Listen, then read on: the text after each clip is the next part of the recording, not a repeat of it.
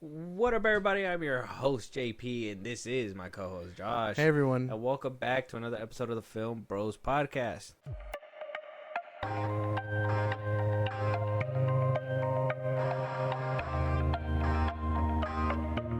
Okay, Josh, so today we're going over... I don't even know why we did this. No, I know why. I know our reason why. Yeah. But I'm going to give the audience a reason. Okay. Hopefully it's not the real one. So what happened was a meteor struck Earth. Oh, my God. Yeah. Hear me out. All right. And upon the meteorite... Mm-hmm. You can fact check this. Yeah. There was a symbol All right. that translated to Mm-hmm. watch back in action now on Netflix. Okay. This is extraterrestrial stuff. Yeah.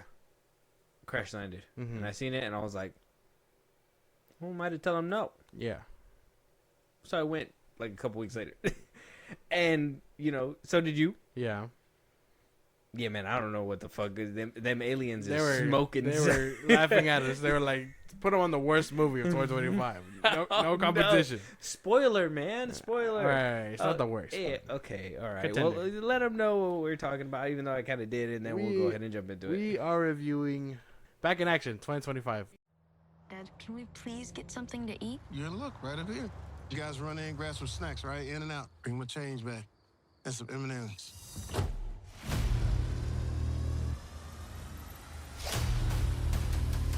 Go. Come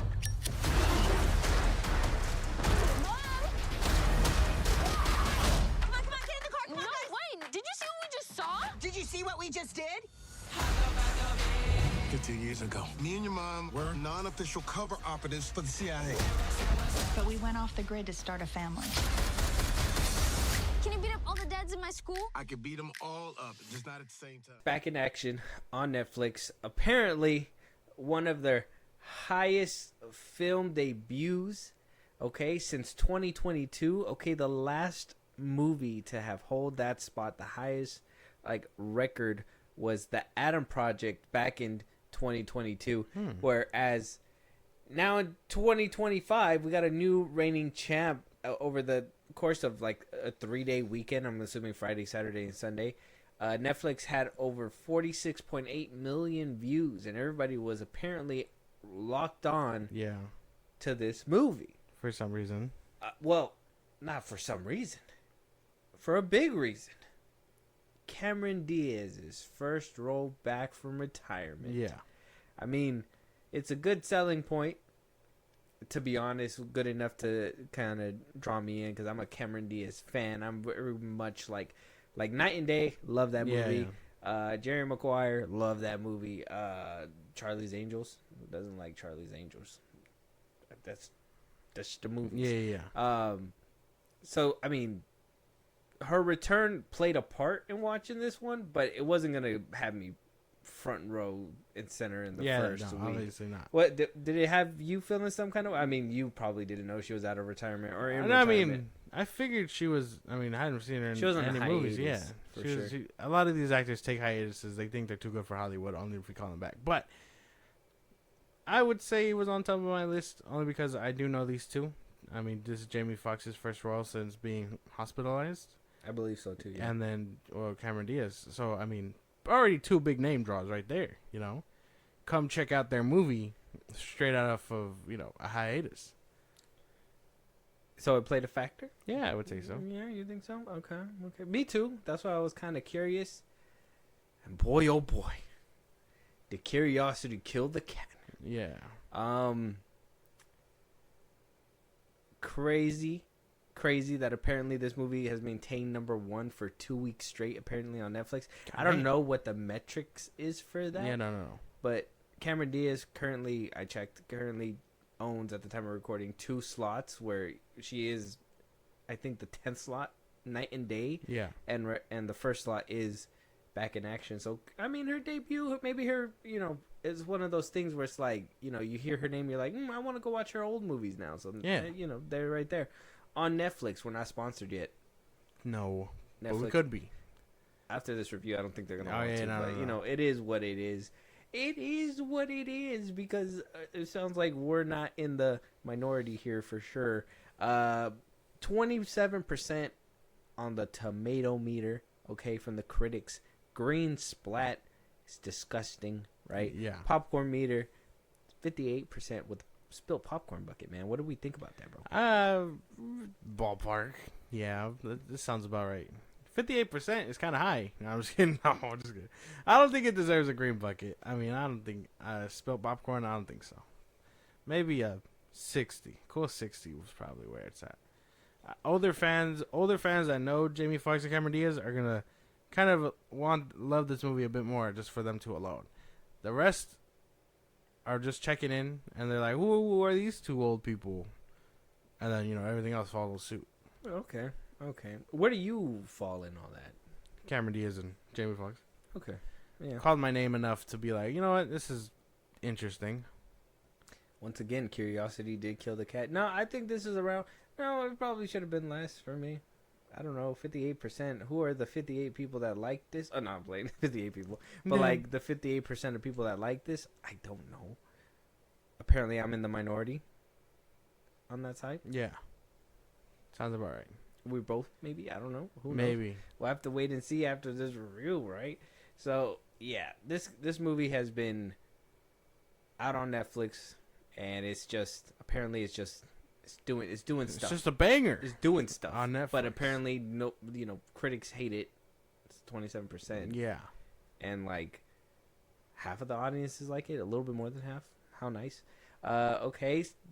Directed by Seth Gordon. Okay. Seth Gordon. I don't know what he's done before. Let me check.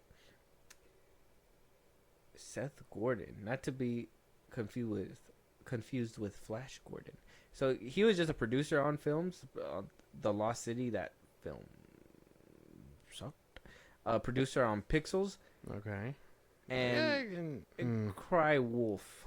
And I mean, he did producer work on TV for a while. He did Identity Thief. He made it, or he produced? He directed it with Jason Bateman and Melissa McCarthy. He did Baywatch. Baywatch? Four Christmases. Yeah, you already said he did Pixels. He did the first Horrible Bosses. He did some Modern Family. That's what I'm looking at. Okay, he did some okay work. But now he's on Netflix. So there's a reason for that. You do with that what you will. All right, so we got Jamie Foxx as Matt, Cameron Diaz as Emily, McKenna Roberts as Alice, Ryland Jackson as Leo, Kyle Chandler as Chuck. We're gonna be seeing him as our new Hal Jordan. Yeah. In the future. Yeah. So we'll probably have to comment on that in a little bit. Glenn Close as Ginny, Jamie Demetrio as Nigel, and Andrew Scott as Baron, and so on and so forth as the cast goes down. Josh, if you want to kind of give us a rundown, spoilers ahead, everybody. We're going to kind of get into it without trying to get into everything. If you haven't seen the movie, go check it out. If you want to jump into it and figure out if it's worth watching, there is going to be some spoilers here. So all right, enjoy the ride. Bag in Action follows two spies, Jamie Foxx and Cameron Diaz's characters, like we already said, Matt and Emily. We find out that they're in love. They're two spies in love on a mission. Cameron Diaz's character, Emily, is pregnant on said mission. They're doing spy stuff. They have to steal a key, which is like, you know, normal spy shit. Like, it controls the grid and all that stuff, you know, spy stuff. They go through that mission. They think they won. They're like, let's celebrate. She breaks the news. They're like, let's leave this life behind now that we did our mission. You know, let's raise this kid. They're not backing down. They're not shying away. They're actually like, let's do something with this child. That mission goes awry. They use that terrible, the ending of the mission to, you know, run away, start new lives, and live in suburbia where they think, oh, life is quiet, raising teenagers and stuff, rebellious teens and whatnot. The rebellious teens rebel. Rebel a lot. Yeah, they struggle to be parents. That's like their main thing. A lot. They struggle to be parents to teenagers throughout, you know, a good chunk of the film. Some I'm shenanigans just saying, we happen. only saw teenagers in this movie. I need to know what they were doing when they were kids, because holy fuck, man. Yeah, no, crazy shit. So, the kids rebel, ends up getting them caught on film of their little shenanigans rebelling. Catches them back in the eye of their former boss. They think they have the key and they should sell it or whatnot. Forces them to go on the run. A couple more spy shenanigans. They end up on the run together. They don't know whether to tell their kids if they're spies or not. It all kind of moves very quickly through all that stuff. We find out Emily has a mom. They go see her mom because that's where the key was hidden. Jamie Foxx's character decides if they can sell it to them, or they can get their freedom back and be, live back in suburbia like it's supposed to. And then a couple more shenanigans happen, and I would say it wraps up with the potential for a sequel, more or less. Yeah, no, I think Not to get too spoiled. I think they really did set up a sequel. They tried. With instead of the mom, is going to be the dad. Yeah. Oh, spoilers. Yeah, but yeah. So, how'd you feel walking into this movie, man? I was expecting comedy. I didn't get that. I was expecting, it's Jamie Foxx and it's Cameron Diaz. I was expecting a lot more, comedy rather than, action. Mm-hmm. But I mean, it didn't work out. They tried to do night and day, and it just didn't work out. It's weird. I tried to have like when I was walking into it, I really did have like high hopes. Really? Yeah, because exactly that. I was like, Jamie Foxx and Cameron Diaz. What can go wrong? Everything. Like, it's But weird. Yeah, man. Because But I was expecting better. way better. I don't. Okay, we'll get into it. Characters first. Cameron Diaz's return from retirement. Look, girl, you rusty. You rusty. Like, I understand this is a Netflix movie. Yeah. This is a good place to kind of like stretch your legs before you can actually fly, maybe on big screen. This movie's not doing her any favors. Yeah. Let's just be honest. Her acting, completely trash. Like, she forgot how to act. I would say. I think she was just terrible in this film. Cameron Diaz, like, should have stayed retired. Like, maybe this is... Wow, I wouldn't say all that. No. Listen here, because it's crazy. Maybe she retired because she lost it. And she's coming back like, you know what? I have it in me. I have what it takes. It just didn't happen. I think her and Jamie Foxx have the worst chemistry I've seen on screen in a long time. The worst chemistry. Had zero chemistry. Why they... Like, if they put them like in this movie alone, Yeah. because of their names, they were like, Jamie Foxx and Cameron Diaz is gonna draw in people, which it did. Obviously, yeah. But I felt like I was fucking tricked, to be honest. I didn't feel anybody put any effort, except for maybe like Jamie Foxx a little bit. But even then, it just felt like he was doing a generic like suave dude. Like, he felt like he phoned it in. But even then, he was outperforming Cameron Diaz. That was crazy. I mean, Jamie Foxx, I was vibing with him for the most part, but I do get what you're saying. Cameron Diaz, it wasn't a good look. There was no real attempt. Like, it was just like, hey, read your lines and try to be expressive about it. And then she did the bare minimum. Her and Jamie Foxx, a good duo on paper, and I'm sure maybe in good hands it probably would have turned out a lot better. But this Netflix movie did them dirty, which sucks because they are really good actors. The children were kind of lame. I thought they were annoying. I hated the daughter. Yeah. I hated the daughter.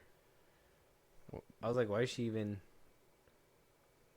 Alice, yeah. How is she even allowed to do half the stuff that she... You guys are spies. And I think they said that in the movie. They were like, we're spies. Shouldn't we be able to, like, watch out for them? Like, Yeah. simply? But the mom couldn't even hack a computer. She had to look for a passcode somewhere. Yeah. That's your daughter. you known her since birth. You should be able to crack into that laptop, no problem. Like if it was like cake. Yeah. I understand if you do a little scene where you're like, oh man, I'm kind of rusty, and then, get Yeah. it done. At least then it's like, all right, she's now they're getting back to it. But, and then later on, they're like, two-factor authentication. It's like nothing. Child's play. But you had to find your daughter's laptop stuff on her own. I don't know. I didn't fuck with the children. Only was because just they were annoying. I found them very annoying, like pieces.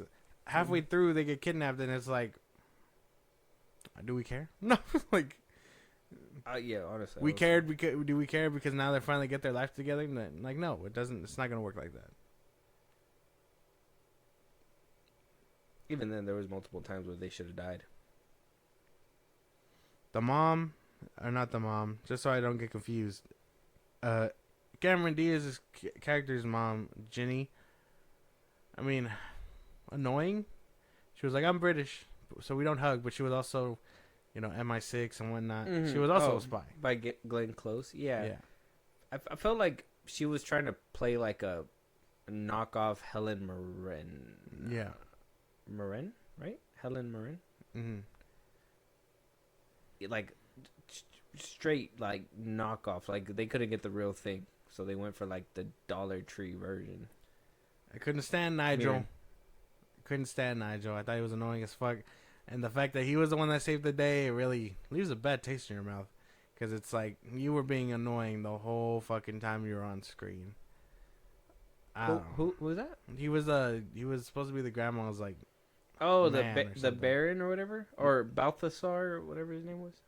He was like making out with her and shit. Yeah. Nigel. I thought he was like the funny part of the film. I thought he had a lot of like funny moments, like when the kid punched him and everything. I think he was like the funniest part of the film, to be honest. I don't know. I can't even like cap. Andrew Scott was the Baron.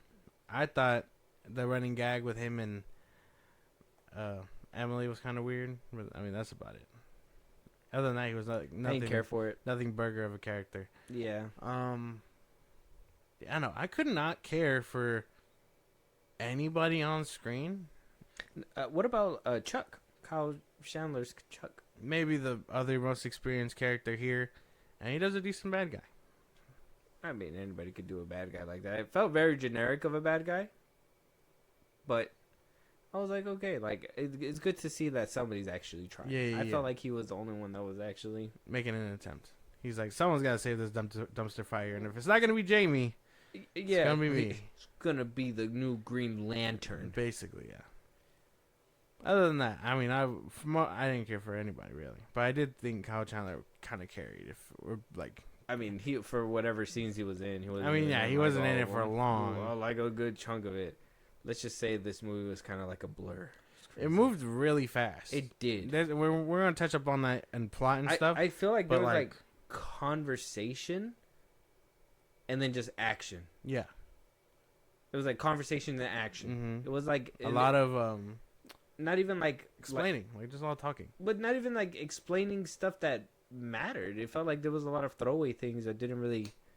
They bicker because they're family. Yeah. It's kind of like watching a Guardians film. I don't know, dude. It was weird. It was very weird. But we're gonna touch up on how fast things were moving in plot and stuff. But no character really stood out to touched my soul like it was supposed to. I will say I think the grandma's man, he was the only one that was like funny to me. Oh, okay. He was the only one that I was like, okay, well, there's a little life here. Maybe, yeah. So I guess comedy, he had it in the bag. Who was it? What was his name again? Nigel? Balthazar? Or was his name Nigel? Jamie Demetrio was Nigel. Jamie Demetria. I don't even see his name here. What? You read it earlier. Did I really? Yeah. Oh, yeah. Nigel. There you go. Here he is. Yeah, I think he brought the comedy, which kind of sucks because he didn't bring the comedy till like the third act. Oh, yeah. That's when he shows up. So you're like, whoa. The rest of the movie was kind of comedicless, right? Like they tried. Then Kyle Chandler, well, he was like the one that was like actually putting in work, and he was only in there for like 4 scenes. Yeah. The beginning. And then The middle when he gets like whatever happens to him. Yeah, and then at the end when he reveals himself. I don't know. There was a few. Okay, I'm not gonna be completely heartless and say that no comedic stuff got me off guard. I don't know what it is. I think Jamie Foxx, he's like unintentionally funny. So I mean, he makes me laugh quite a bit. He didn't make me laugh. His line delivery, hardest joke I laughed at was like, you're gonna think I'm dumb, but when he's like, when they're looking at the girl with the binoculars, he's like, where'd you get those? Oh, yeah. And he takes them and he's like, what the hell? She's like, you got those from Amazon too? But not even like what he did was funny. It was just more like, where'd she get the binoculars from? And she didn't even explain it. Yeah, no. She just pulled binoculars out of nowhere. And I get it was like a comedic part, but I'm like, what is this movie trying to be? Like, goofy funny? Or is it trying to be like taken serious funny? I'm pretty sure it was supposed to be a bit of both. It was trying to be something. It just wasn't working out for its favor. You can't teeter in the middle with that stuff. I don't know. Kind of like go. But that was like the funniest scene. So I mean, again, that's just Jamie Foxx like doing, I guess, his best. I don't know, his best in a terrible situation. I don't know. That shit was crazy. And just to say too, like Cameron Diaz again. I'm not even gonna cap. Like I'm gonna come back spinning the block. Okay, I'm spinning the block that's again. Yeah.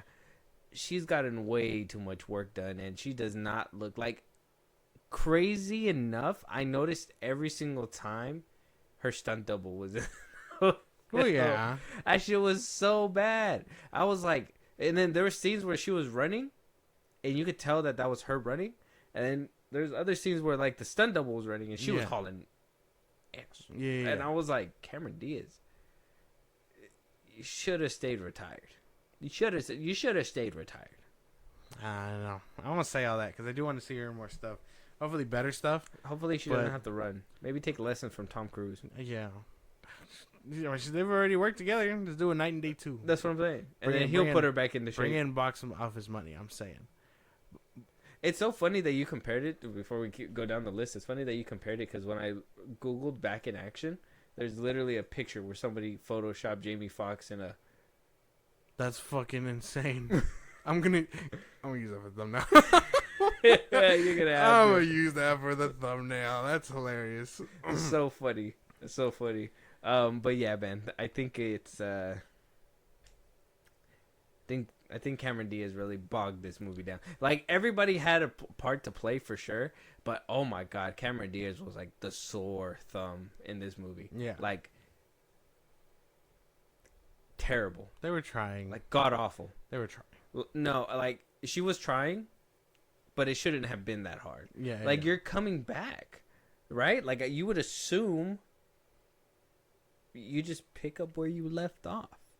But it just seemed like she didn't know how to like you didn't practice? You don't practice in the mirror? I don't know. I feel like she really like herself from her look because plastic surgery is just way too much. Yeah. To like her being swapped with her stunt double to like down to her acting, her whole presence was just felt like terrible. Maybe Damn. Jamie was just tired of working with just somebody who doesn't know how to act, bro, and he just didn't want to do it.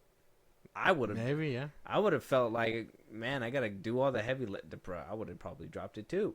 I don't know, man. I feel like Cameron Diaz really just did a number on this movie that just, like, she was the big draw ticket in, and she let me down so fucking much. I would say so, yeah. I'm with you with that.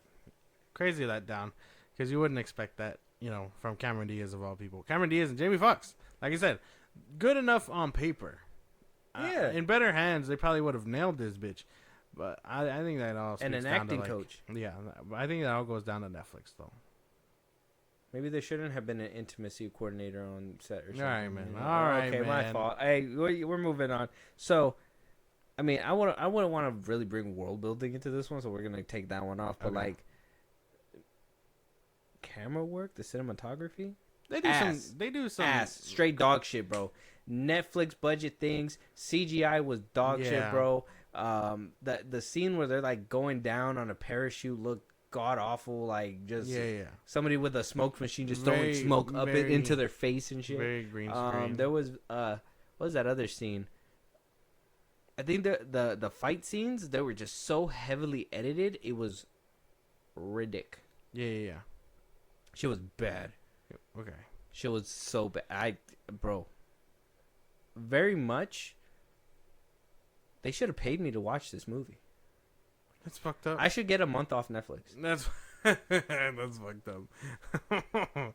That's crazy. That's a crazy thing to say. I need my time back. How do I get that back? You don't. You can cancel your subscription. This movie was ugly to watch. Yeah. Ugly to watch. I was watching like eyes squinted like this. It was dirty. I gotta tell you a story, bro. It was cringy. I've tried to see this movie about 5 different times. Look, and then when I told you that we gotta watch it, that's when you actually had. I was like, yeah. I was like, okay, because I've never gotten past a certain point. What's the point? It was literally like right after, literally in the beginning. Like I swear, this is like right after, like the where they go pick up the daughter and stuff, and they're scolding her in the car. Mm-hmm. Literally right after that, like I have no recollection of any of those other times of finishing it, Mm-hmm. and that's because I get disinterested because I'm like, there's nothing going on here, and then you tell me to watch it, I'm like, all right, gotta give it a try. So I get past that part, and then I'm watching it, I'm like, yeah, no, this is such a nothing burger film. Honestly, there was nothing going on. No, not even like you said, no good camera work. Everything was background, green screen.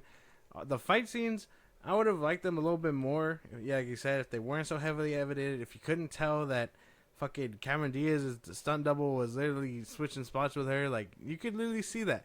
That's what I was gonna get to that, because it's like when ScarJo does it, you know, it seems kind of seamless. Yeah. But here it was very noticeable, you know? It's crazy shit. Too noticeable. I think I first noticed, well, it literally off rip, but I think it was like the first scene when she was like running out the tunnel. That was like when you noticed her running, because it was like very slow. Yeah. And then you notice when the stunt double was running, and you're like, holy shit, like, Cameron Diaz, where'd you get the wheels? Nah, man, I don't know. From scene to scene. Like, there was like when they try to do something a little bit more than a quick shot, there was some like cool stuff, but again, that's not, you could tell that it's not them. The camera is literally behind them. They should have taken notes from like Keanu Reeves or something. I don't know. They should have went balls to the wall and just like put Terry Crews in a blonde wig, doing flips and shit, fighting. What's that old video where he's like, let me show you how to dunk, and it turns into Michael Jordan dunking? And then it goes back to Cameron Diaz for like the good scenes or whatever, like the acting scenes. Yeah. That would be fucking crazy. Yeah, I don't know, dude. They just hit every branch when making this movie. Yeah. Ugly. Do you have anything else to add to the cinematography? No. Camera work? There was like nothing going on with the camera. They tried to do like stuff. It just so bland. And Netflix like thinking outside the box. You know what I mean? Like, that's the thing. It's like so bland when they think out the box. It's just another box of bland. I know. It's like, you know, how can we make this good? How about the box? Now we're doing. You know what? On paper, like, again, I think on paper it probably is good, but then when it comes down to execution, they don't have the funds or like.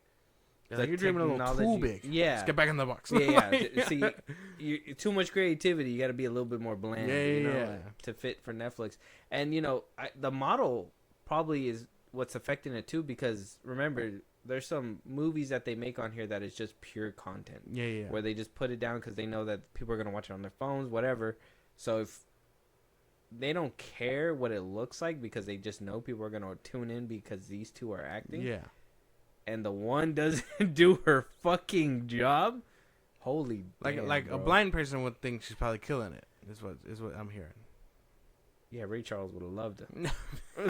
You're like, damn, Cameron, you back in it. Like, a deaf person probably would have liked it too.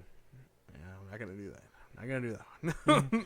Anyway, but I do think that there was nothing really going on with the camera work either. Nothing at all. Plot wise, you said pacing was kind of off. Pacing was fast. Well, yeah, because it felt like a long film, but everything was happening so fast. Yeah. So it felt like an overstuffed long film. That makes sense. How long was this film? It was like 2 hours. It was 2 hours, huh? Yeah. It was about across like about 2 hours. Yeah. but everything was moving so fast. I'm telling you, like the way I describe it is quite literally that we meet them, they find out they're pregnant, their mission goes sideways. They decide to live in suburbia. Suburbia finds their way and fucking shit up. They're back in it. They go and then they go on the run. They stop. They have the scene where they're fighting people. They go. They stop. They have a scene where they're fighting. They find out, okay, well, now they're looking for us because of this. And then they go to the grandma. And then next thing you know, yeah, it's very much super fast. They're like, how do we find them? Oh, they can track us anywhere. And then that's literally their excuse for finding them throughout all of the movie. It's like, oh, I can use the internet. You can use the internet on that thing? Like, motherfucker, are you not a spy? I don't know, man. Like, everything has internet now, dude. Like, I don't know, man. You wouldn't have thought you as a spy who can hack into everything that uses the internet would know that the things that you're getting for your child would have, I don't know. It just doesn't make any sense sometimes. I don't know. That scene where she threw the motorcycle was just funny. I thought it was funny. Unintentionally funny, because I was like, oh, okay. We know that's not you. Like the even in the beginning too, like that whole dramatic scene where it's like, you know, she finds out she's pregnant and the dude's about to like kill her, and then like she goes and she protects her belly and everything. Yeah. Like, I understand that they were trying to like slow-mo for dramatic effect, but it just felt like the best way that I could put it is like this movie felt like a Disney Channel movie. Holy fuck. You think so? Very Disney Channel. When it comes to like the story and like the way that they wanted to execute like visually, felt very Disney Channel-y. Mm-hmm. Plot wise, like it was so simple that it felt like it was nothing. Like it was like a straight stream, and you just basically had to follow them. But there's no complexities. There was no like, oh, what, you know. I know that they try to use the children as like a plot point of like having some sense of danger. Like, oh, the kids are, but they were little shits. They were little shit. Like, and then there were such terrible parents you couldn't even like root for them. Like your 14-year-old is in a club. I'm sorry, you've lost me as a good parent in any book. There is no way your 14-year-old makes it into a club. That's just it's hard for me to come back from that. That's just like super high. The whole scene was kind of weird too, because it was like there's people that were like rooting for her to stay. Like you fucking like, you just found out she's 14. Yeah, what are you doing, bro? Yeah. They should have called them Diddy Expeditions. I was about to say, crazy. I didn't know this was a Diddy party. No, I'm just like, bro, like that's the one scene where I was like, that kind of had me question it too. I looked at it kind of sideways. So I was like, they literally announced she was 14, and everybody was like, so what? Like, let her have a drink. Like, what are you doing? You a grown ass man. I'm calling the cops right now. I know. I don't even gotta whoop your ass. Like, you're a pedo. Like, this is crazy. Jamie Foxx should have fucking, done way more than smash him over a table. I don't know. I mean, yeah, a lot of fight scenes that just happen quickly after a good chunk of communication. Editing. Yeah, they communicate and then they do heavy editing, and then it's like they're done with the fight. The next thing. Yeah. So I don't know. That one's a weird one, and so I guess that leads us to that. The fight scenes. Was any of the action worth it? Was the fighting worth it? I feel like you didn't sit with anything too long to even feel like much. There were certain things where you felt hits, right? Like there was certain scenes where I was like that one was a good hit or something. Yeah. But then the things around it distract you. Like Cameron Diaz hitting him with a motorcycle would have been cool if you didn't already get it like ruined like already that this was like a stunt double. Like, we know it's a stunt double. Like, I know people are gonna be like, it's a stunt. Like, you think that fucking Tom Cruise does all his stuff? Well, that's a bad example. You think fucking Jackie Chan still does all his stunts? No, but like how Josh said, there's movies that do it so seamless you don't even know. Captain America was fighting himself. Did you ever think that he wasn't? Like, I don't, like, that's what I mean. Like, if you're gonna do all that, you gotta make it believable and you gotta make it seamless. Mm-hmm. Like, get somebody with the same build or close enough that it doesn't affect the viewing. You. Or shit, make Cameron Again, Diaz. you're not gonna fucking put Terry Crews in there as a stunt double because that is just a crazy distraction. I know, but like, and even then, make Cameron Diaz work for it a little bit too. You know what? Just put both of their hairs in a bun. Nobody's gonna tell the difference. I'm pretty sure, dude. Yeah. Put glasses on. Just switch up their character expeditiously through the cuts. I don't know, dude. The action scenes were okay. I mean, I don't know. I think after seeing shit that Netflix has produced, you know, like Extraction, even like if you're talking like spoiled like cinema stuff, like John Wick and all that, you're like, this is nothing. This sucks. Like, it's such a bad example of fight I'm gonna scenes. keep it. I'm gonna keep it to Netflix because I think that's that it is fair enough because I can't compare a Netflix movie to like Avatar or something. Oh yeah, like, no, but that's what I mean though. Best of the best, like John Wick. If you're talking Netflix best, Extraction. Extraction is like one of the best action films I think they produced out of Netflix. I'm trying to think of another one. I don't even. In recent memory, I don't even know. I think Extraction's like the only one where they get crazy with it. The Adam Project. Oh yeah, I would think so too. Cause I can't think of one where they like are actively hand to hand fighting like crazy on Netflix. Yeah, man. I don't know, bro. Like you said, what a fucking nothing burger of a film. 100%. But if you want to give us your last thoughts and give us your rating, 1 being the worst, 10 being the best, 5 being in the middle, go ahead. I was looking forward to this because, like I said, Cameron Diaz and Jamie Foxx, up until this point, I thought could do no wrong.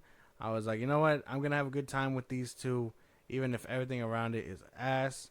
But no, even Netflix can fucking get their dirty hands on these on like Cameron Diaz and Jamie Foxx. Again, I think on paper, these two could be a better duo, but maybe just not a Netflix. Maybe this is a Netflix problem.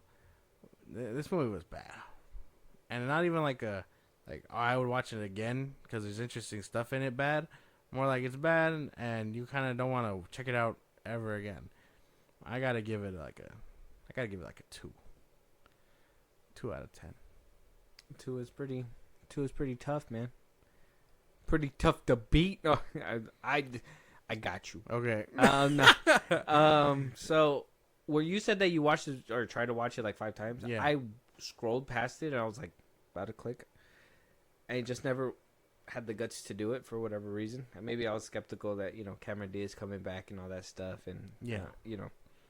Throughout this whole film when I was watching it, I actively had to force myself awake. Mm-hmm. There were so many scenes where I was just sitting there and it was just nothing that I felt like I was nodding off, and I go and I rewound it because I was like, oh shit, like I shouldn't be nodding off. And lo and behold, first of all, I didn't miss much. I think I would probably nod it off for Just like dialogue. real quick, and it was just all dialogue. And then next you get into the next thing that happens anyways.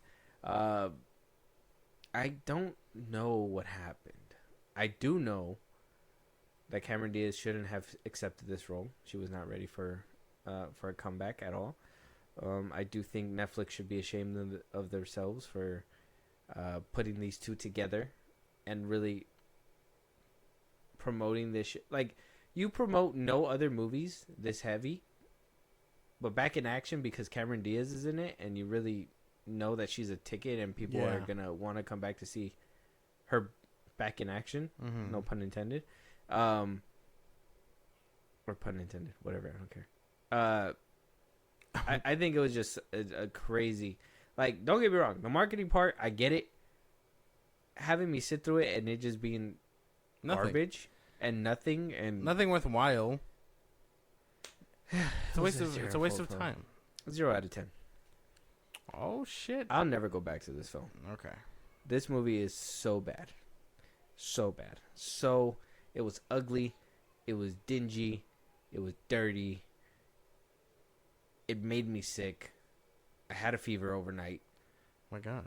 This movie is bad. It's bad news. I blame my fever because of this movie. I watched it and then I felt sick afterwards. So there has to be some kind of correlation I'm here. pretty sure. Netflix is using some kind of machine or something. I don't know. Just mass producing illnesses. Yeah. When you watch bad movies. That's crazy. When you watch it's like, oh, you noticed the switch, did you? Bzzz. Yeah, I It's know. so bad, bro. Just Fucking 0 out of 10. I have TV. not seen a movie this bad in a long time. There's probably worse movies out there, but when I say I watch bad movies, this is what I mean by like this is a bad movie. Yeah. I can't like imagine worser movies than this. Like, cause I mean, I'm pretty sure I've seen worse, but this one's bottom of the barrel, bro. I do not recommend. No. But if you want to watch it, Netflix is where you go to watch it. Like I said, we're probably not gonna get a sponsorship after this one. It's okay. We don't want it. Not if you're gonna put out shit like this. Okay, well, yeah, maybe he's right. Maybe we do want it, but not if you're putting out shit like this. It's fucking ridiculous. We have standards here at the FilmBros podcast. Yeah. Unless there's a chunk of change.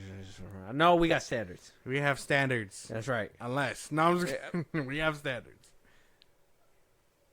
They're going to be like, you want to see Cameron Diaz in another Netflix film? And I'm just going to have to furiously shake my head no.